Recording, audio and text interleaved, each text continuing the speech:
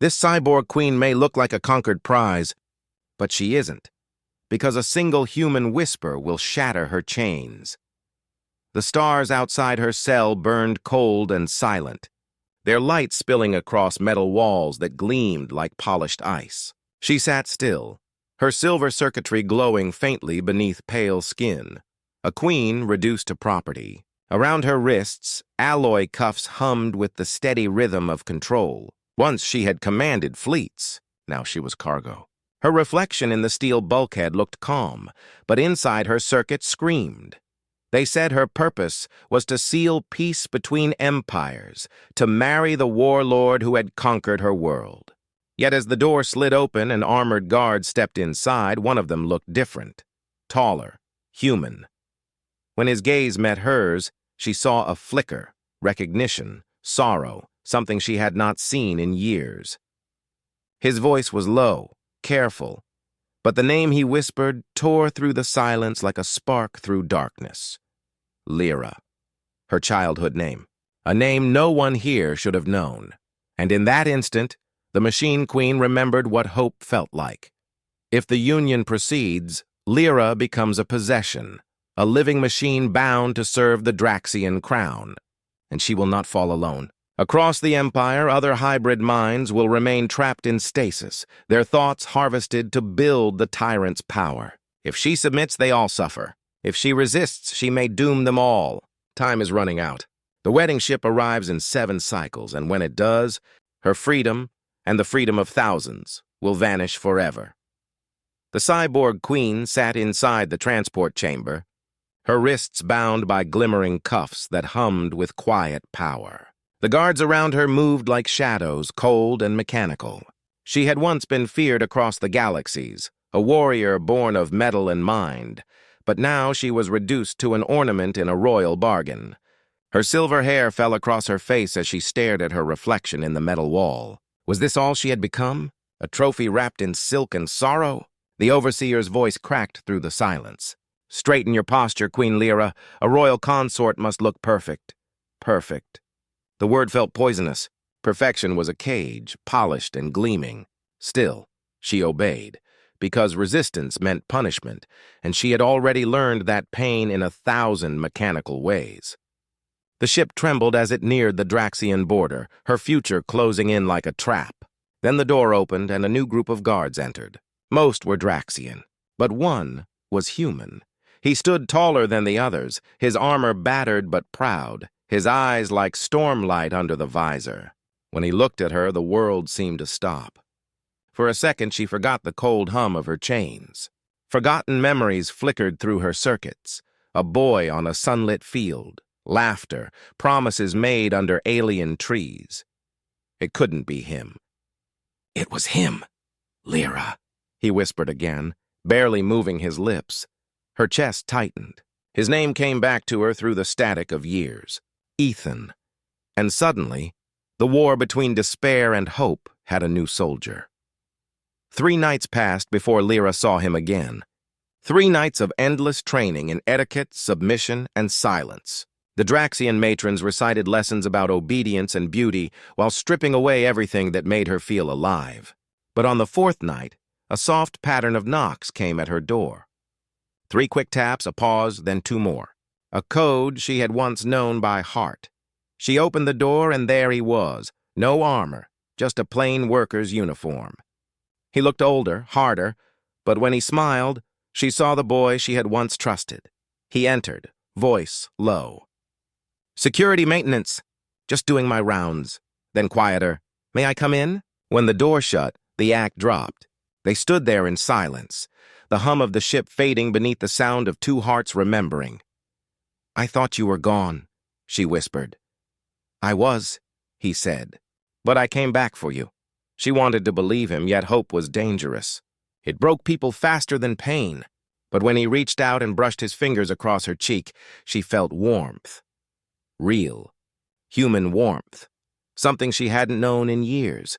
He told her how he had joined the frontier forces, how he'd fought to get close to her transport assignment, how he'd pulled every favor he could to be there when she needed him most.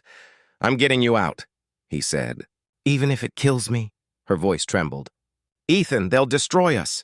He smiled faintly. Humans have never been good at obedience. For the first time in her captivity, she let herself smile, too. The spark inside her flickered back to life. The next morning, the walls of her chamber seemed to close in tighter.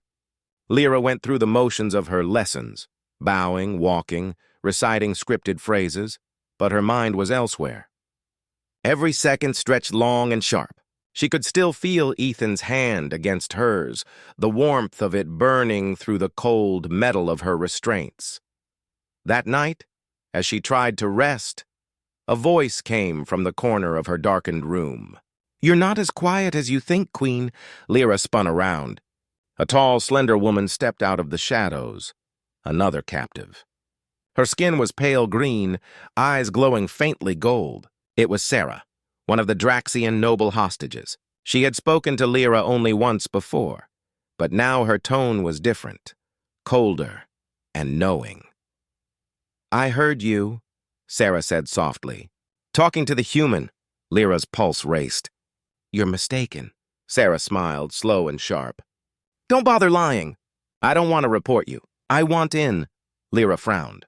"In on what?" "Whatever escape plan your human is building," Sarah said. "You think I want to become the king's 7th wife?" "My sister was his 4th. She vanished after her wedding." "No word, no body, a nothing." The words hit like a blow. "What do you mean vanished?" Sarah pulled a thin silver data chip from her sleeve and placed it in Lyra's palm. "This has security routes, door codes, even the king's private chamber layout. My family has contacts inside the royal fleet. Use it. Give it to your human." Lyra hesitated. "Why trust me?" Sarah's eyes softened for the first time. "Because I saw the way he looked at you." Humans fight for the ones they love. The Draxians don't understand that. Maybe it's time someone showed them. Before Lyra could speak, the intercom crackled to life. "Trainee Valthorn, report to the command deck. Immediately." Sarah's face went pale. "Go, and be careful. One of the humans here isn't what he seems. There's a traitor among them." The chip burned cold in Lyra's hand as she hurried down the corridor, her thoughts spinning. The human traitor, the vanished wives, and now a plan that might save them all, or destroy everything. The command deck buzzed with movement when Lyra arrived. Draxian officers barked orders in their metallic voices, their reptilian eyes sharp with focus. The hum of engines beneath her feet felt louder than usual, uneasy, almost alive. Captain Morak, the Draxian in charge, turned as she entered. His expression was cold and smooth, his scales catching the sterile light. "Lady Valthorn," he said, voice clipped. "Your schedule has changed." Her heart skipped. "Changed? How?" "The royal vessel has advanced its arrival. His Majesty lands tomorrow." "Tomorrow?" she breathed.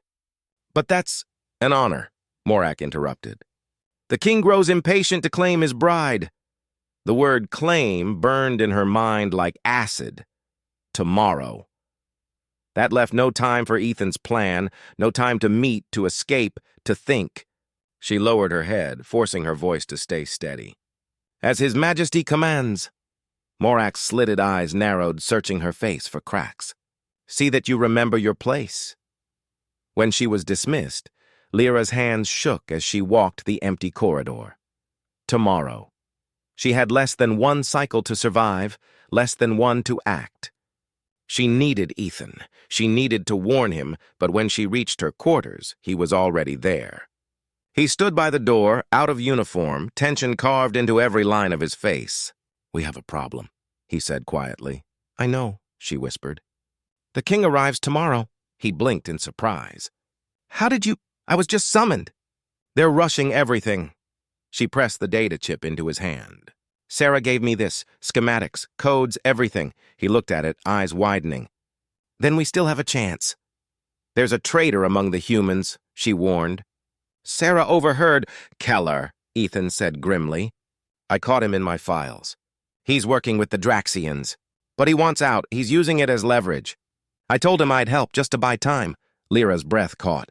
"He knows about us?" "He knows enough," Ethan said. "That's why we moved tonight." "Tonight?" 4 hours, he said. "A supply shuttle docks at 200. My friend's the pilot. He'll get us to Proxima Outpost." Lyra looked at him, the weight of fear and hope crushing her chest. If we're caught, he cupped her face gently. We won't be. His touch was steady, warm. Trust me, Lyra. And though every part of her screamed at the danger, she did. For the first time in years, she truly did. As he slipped into the shadows, she whispered after him, "Come back to me." His reply was soft but certain. Always. The alarms began before dawn. A low, rising hum that grew into a sharp metallic wail echoing through every corridor. Lyra jolted upright, heart hammering. For a moment she thought they had discovered the plan, that the guards were coming for her and Ethan. But then the voice came over the intercom, calm yet commanding. Attention. Royal vessel approaching. Docking in 30 minutes. All personnel to assigned stations. Bride candidates to preparation chambers immediately. No, it was too soon. Hours too soon. Before she could even reach for her robe, the door hissed open and Matron Pell marched in, flanked by 2 Draxian guards. "Lady Valthorn," she said sharply, "you have been chosen to greet His Majesty personally. Dress her! Now!" Lyra's protest died on her lips as attendants swarmed her, pulling, fastening, brushing, their hands mechanical in speed and precision. They wrapped her in silver silk that shimmered like liquid light. It was beautiful, and it felt like chains. "The king has seen your records," the matron said. "He is most impressed by you," Lyra forced a small smile. "I am honored." "You should be," the matron said dryly. "He does not often choose himself." When they finished, the guards escorted her to the docking bay. Banners hung from the walls, the air heavy with ceremonial perfume. Human and Draxian soldiers stood in formation. Lyra's eyes searched the line. No sign of Ethan. Instead, she saw Keller. The human trader's cold blue stare met hers, and a faint smirk tugged at his lips. The airlock opened with a hiss. Out stepped King Malrax of Draxus.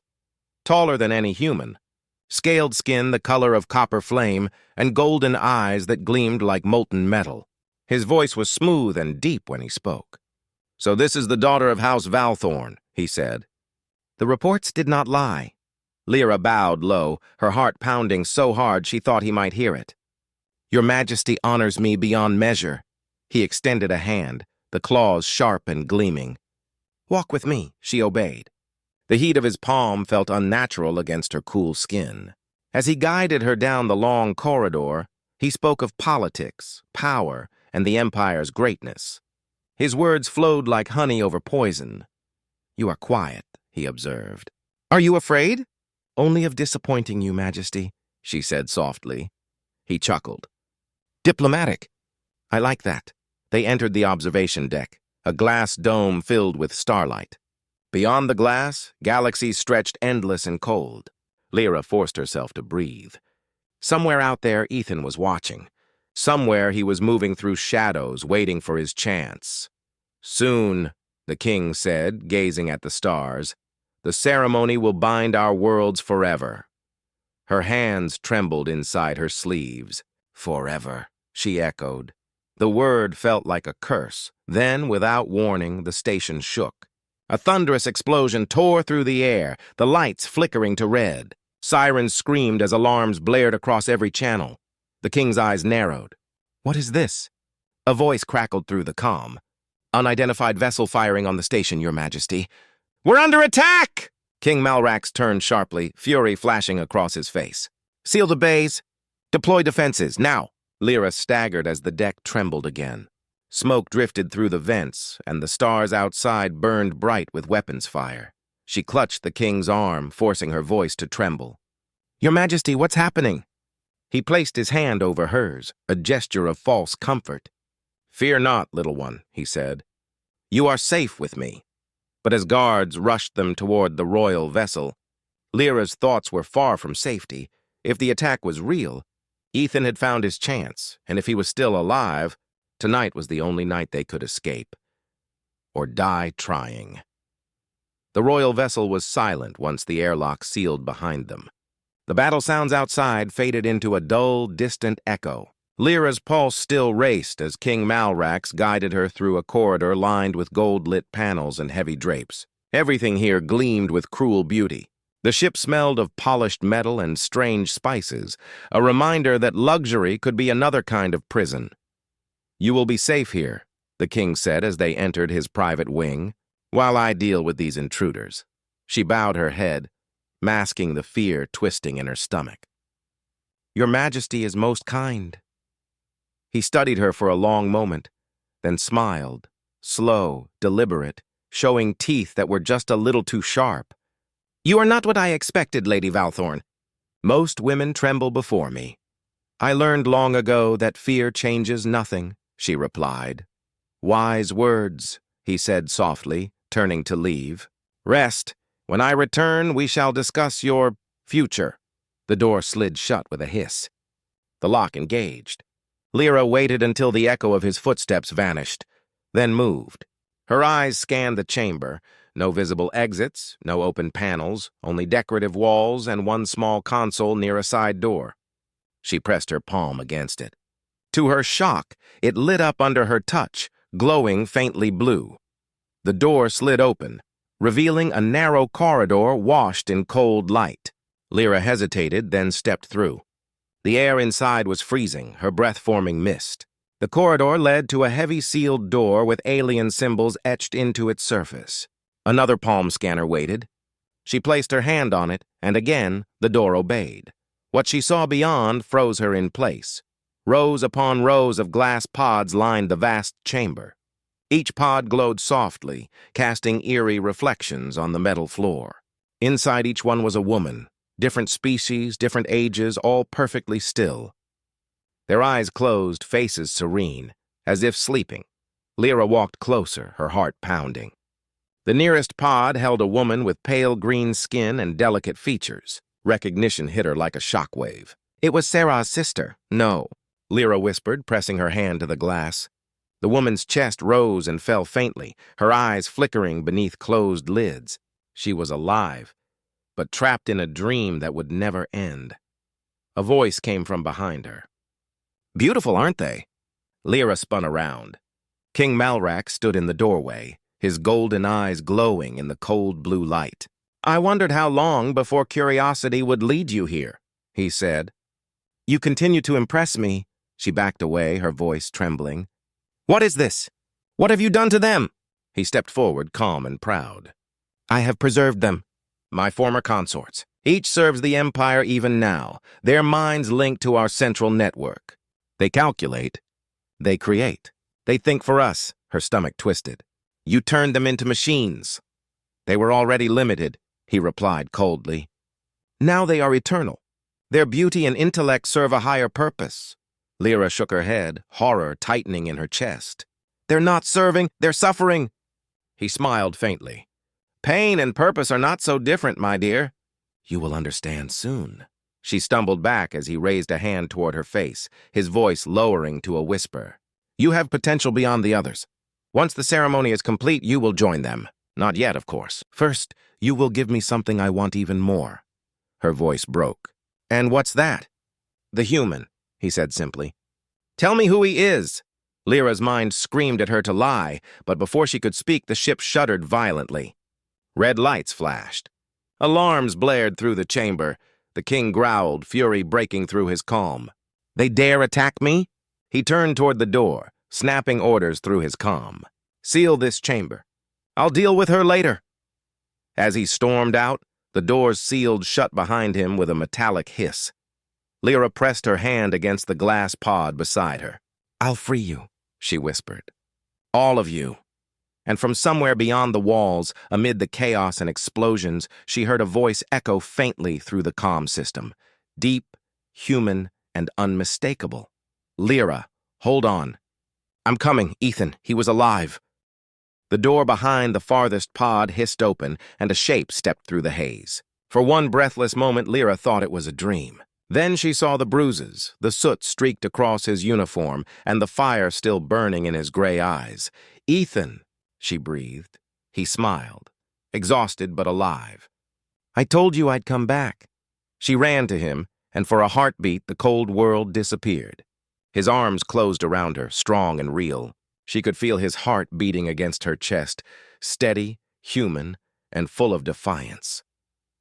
"How did you find me?" she asked, voice shaking. "Naria," he said, pulling back just enough to look her in the eye. "She's on the bridge, creating a distraction." "We don't have much time." Lyra glanced around at the glowing pods, her horror from before returning in full. "Ethan, these women, they're alive. The king trapped them here. They can think, they can feel. We can't just leave them?" He followed her gaze, his expression hardening as he took in the endless rows of still faces. "We won't," he said firmly. "Naria gave me a device, an override. It can shut down the system and open the pods, but we'll have to connect it to the main computer core." "Where is that?" "2 decks up, near the bridge." His tone turned grim. "It won't be easy." The ship shook violently, throwing them both against the wall. Distant explosions rattled the metal floor. The red emergency lights pulsed faster now, painting their faces in flashes of warning. "What's happening out there?" Lyra gasped. "Terran ship," Ethan said with a grim smile. "A small one, but my commander sent mercenaries when I triggered the emergency beacon. They're keeping the Draxians busy." "You risked everything for this." "I risked everything for you," he said simply. For a moment she couldn't speak. Her throat tightened. "Then let's finish this," he nodded, gripping her hand. "Follow me." "Stay low." They moved through the narrow service tunnel, guided only by the dim glow of the emergency lights. The metal was hot to the touch, the air filled with smoke and the faint tang of burning circuits. Ethan led the way, his movements practiced and quick. At a junction, Lyra whispered, "How did you escape the cell?" He hesitated. "Keller helped me." Her eyes widened. "The traitor?" "Not exactly," he said quietly. "He's not what he seems. Terran intelligence, undercover for months. He needed to protect his cover, so he reported me to the king, but he also made sure I could get out." "He risked everything, too." "Yeah," Ethan muttered. "Let's hope he's still alive to regret it." They reached the end of the tunnel. Through a narrow grate, they could see a long corridor leading to the glowing heart of the ship, the computer core. Ethan pried the grate loose and helped her through. The corridor trembled under another explosion, and smoke rolled across the floor. "We're almost there," he said. "Once the override's connected, it'll take a few minutes to unlock the pods." "A few minutes could be too long," she whispered. He gave her a faint smile. "We'll make it enough." Hand in hand, they ran toward the core, not knowing the king was already waiting for them in the dark ahead. The computer core glowed like the heart of a star. Towers of humming processors stretched toward the ceiling, their lights pulsing in rhythm with the ship's power. The air was thick and hot, filled with the smell of ozone and burning metal. Ethan moved fast, connecting the small override device to the main console. "We just need access codes," he said. "The system won't open without them." "I might have them," Lyra said. She pressed her hand to the scanner. For a heartbeat, nothing happened. Then the screen flickered green, lines of Draxian symbols flooding across it. Ethan exhaled. "It recognized you. Because the king already thinks I belong to him," she said bitterly. He tightened the last connection. The override's tiny screen blinked alive, a progress bar slowly filling. "Once this reaches 100%, every pod will open," he said. "They'll be free, and we'll be hunted," she replied softly. He smiled faintly. "That's the easy part." A new voice cut through the room, smooth, deep, and full of venom. "You humans are always so confident." They turned. King Malrax stood in the doorway, his armor scorched, his golden eyes glowing like twin suns. Behind him came Captain Morak and 2 guards. Lyra's breath caught. The king's gaze lingered on her before shifting to Ethan. "You disappoint me, Lady Valthorn. I offered you protection, power, and eternity, and you choose this fragile creature?" Lyra lifted her chin. "You offered me a cage." The king's smile thinned. "And he offered you freedom? Humans are impulsive. They burn bright, then vanish. My empire lasts forever." Ethan stepped forward, weapon drawn. "Your empire ends today." The king's laughter was cold. "Bold words for prey." He gestured sharply. "Take him." The guards advanced. Ethan fired first, stunning one, then ducked behind a console as energy bolts ripped through the air. Sparks flew. The progress bar climbed past 80%. Morak lunged for Lyra, but she slammed a metal rod into his side, sending him crashing into a wall of circuitry. She felt strength surge through her, fear transforming into fury. The king moved with terrifying speed, closing the distance to Ethan in a blink. His claws clamped around the human's throat, lifting him off the ground. "Your kind never knows when to kneel," he hissed. Ethan gasped for air, his weapon falling uselessly to the floor. Lyra turned toward the console. The override was at 95%. "Almost there." The king's voice grew darker. "Watch him die, my bride. Then you will take your place beside the others." A shot rang out. The king flinched as an energy blast struck his shoulder. In the doorway stood Lieutenant Keller, weapon smoking, eyes cold. "Release him," Keller ordered. The king's golden eyes narrowed. "So the serpent shows its fangs. Terran intelligence," Keller said evenly.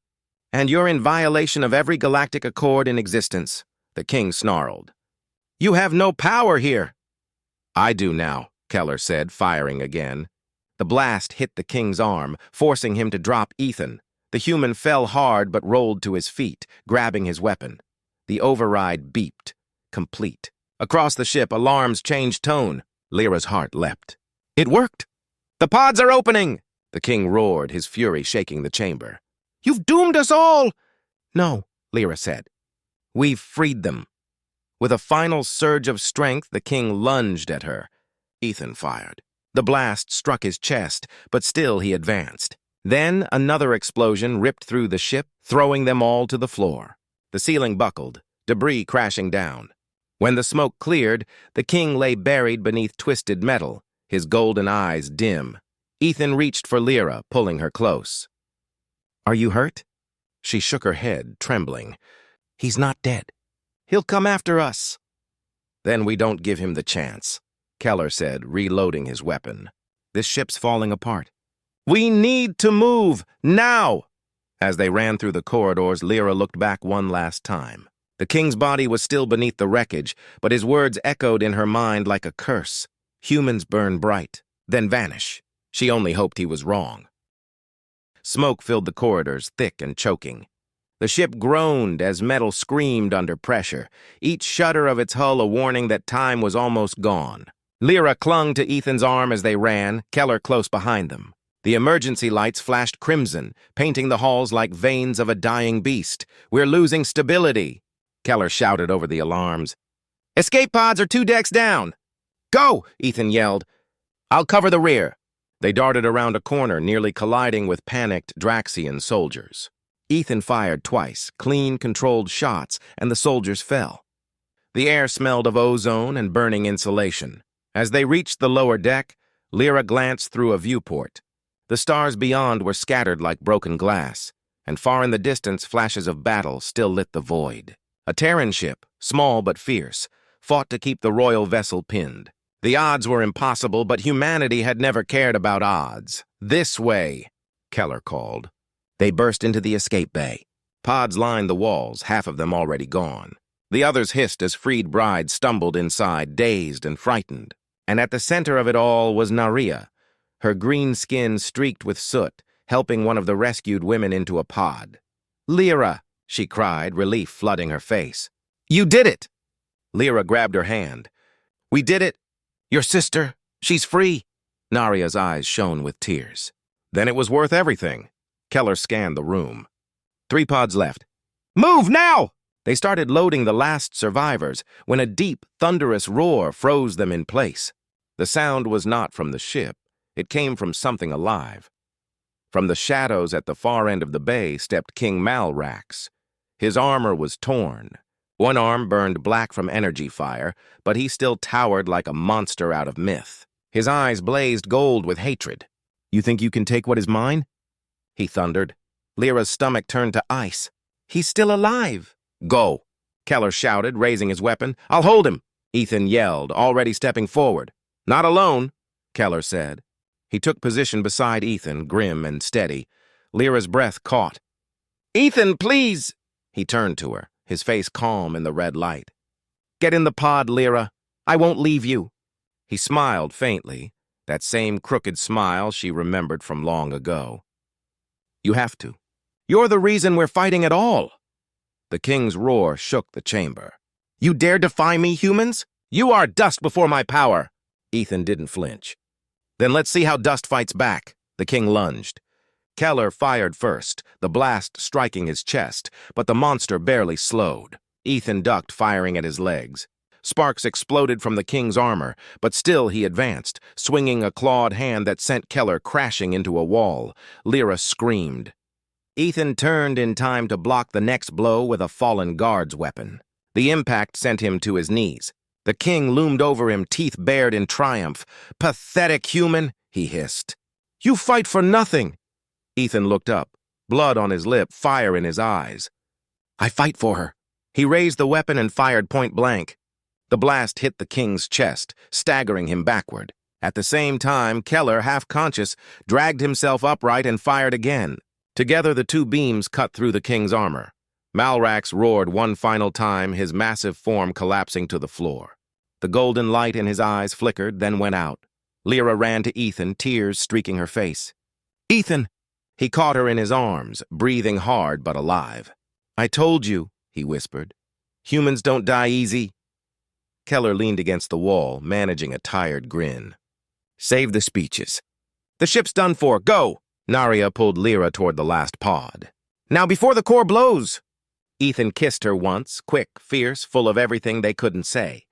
"I'll be right behind you." She hesitated, eyes wide with fear. "Promise me." "I promise," he said. The hatch closed, sealing her inside. Through the viewport, she saw Ethan and Keller standing shoulder to shoulder as fire and smoke filled the bay. Then the pod launched, throwing her back against her seat. The stars spun, and behind them, the royal vessel erupted in light. Lyra pressed her hand to the glass, whispering through tears, "Please come back." The escape pod sped through the void, a streak of silver against the burning wreckage behind. Lyra's chest ached with every pulse of light from the dying royal ship. Fire bloomed across the hull like falling stars. She pressed her palm against the cold glass, whispering his name. "Ethan, please." Beside her, Naria struggled to steady the controls. "Hold on, the blast wave's catching us." The pod shook violently. Warning lights flashed crimson. For a terrifying moment, everything went white. Then silence, deep, endless silence. The only sound left was Lyra's own heartbeat. When her vision cleared, the battle was over. The Draxian vessel was gone, nothing left but drifting debris and the faint echo of its destruction. But the victory felt hollow. She looked again at the viewport, waiting for another pod, another light, anything. And then, just as despair began to sink in, the comm crackled weakly to life. "Lyra." "It's Ethan." Her breath caught. "Ethan, you're alive!" "Barely," he said, coughing. "Keller and I got to a pod right before the blast. He's hurt, but we made it. Terran forces are picking up survivors. We're heading for the Alliance carrier." She closed her eyes, relief flooding through her. "You kept your promise." He laughed softly, the sound ragged but warm. "Told you! Humans don't do anything halfway." 3 months later, 2 moons rose over the forests of Valthor, casting silver light on the great estate of her family. The war was over, but its scars still glowed faintly across the stars. The Draxian Empire had fractured, their tyrant's death sending ripples of change through the galaxy. For the first time in decades, peace felt possible. Lyra stood on the balcony, her mechanical circuits humming quietly beneath her skin. The wind carried the scent of her homeworld, warm soil, night-blooming flowers, and the electric tang of coming rain. Behind her came a familiar voice. "You always liked the view from up here." She turned. Ethan stood in the doorway, dressed in the dark uniform of the Terran Alliance. The scars on his cheek had faded, but the strength in his eyes remained the same. He walked toward her, his smile gentle. "Your father's looking for you," he said. "Something about introducing you to the new Draxian ambassador?"